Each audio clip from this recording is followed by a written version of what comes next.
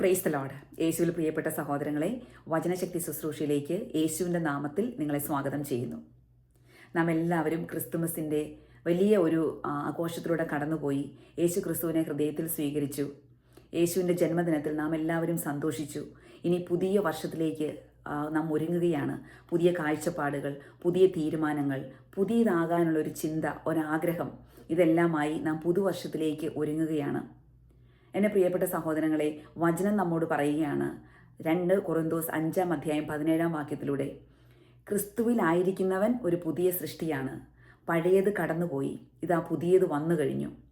ഒരു പുതിയ സൃഷ്ടിയാകാൻ, ഒരു പുതിയ സൃഷ്ടിയാകണമെങ്കിൽ നാം യേശു ക്രിസ്തുവിലായിരിക്കണം. ബാഹ്യമായുള്ള എല്ലാ ഒരുക്കങ്ങളും മൂടികളും തീരുമാനങ്ങളും ഒക്കെ നമുക്കെടുക്കാം, അതൊക്കെ നമുക്ക് സാധിക്കുകയും ചെയ്യും.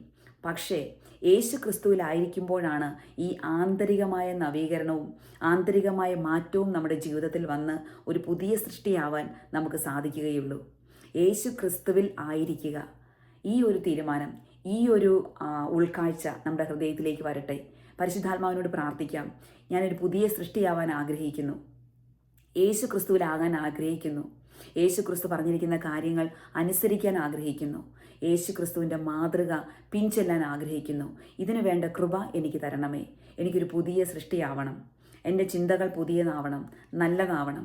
പുതിയ പുതിയ തീരുമാനങ്ങളെടുത്ത് ദൈവത്തിൻ്റെ അരൂപിയിൽ ജീവിക്കാനുള്ള ഒരു കൃപ, ഒരു പുതിയ അഭിഷേകം, ഒരു പുത്തൻ കൃപ എനിക്ക് വേണം. ഇതിനായി നമുക്ക് പ്രാർത്ഥിക്കാം. യേശു ക്രിസ്തുവിലായിരുന്നുകൊണ്ട് ഒരു പുതിയ സൃഷ്ടിയാവാം, ഒരു പുതിയ വ്യക്തിയാകാം, പുതു ചൈതന്യം നമുക്ക് ഉൾക്കൊള്ളാം. ഇതിനായി ദൈവം നമ്മളെ എല്ലാവരെയും അനുഗ്രഹിക്കട്ടെ. പുതുവർഷത്തിൽ ഈ വചനം നമ്മളെ നയിക്കട്ടെ. പരിശുദ്ധാത്മാവിനാലും വചനത്തിൻ്റെ ശക്തിയാലും നാം നിറയപ്പെടട്ടെ. നമ്മുടെ ജീവിതം വിശുദ്ധീകരിക്കപ്പെടട്ടെ. യേശുവിൻ്റെ പുണ്യയോഗ്യതകളാൽ, യേശുവിൻ്റെ കൃപകളാൽ നാം ഒരു പുതിയ സൃഷ്ടിയായി മാറട്ടെ.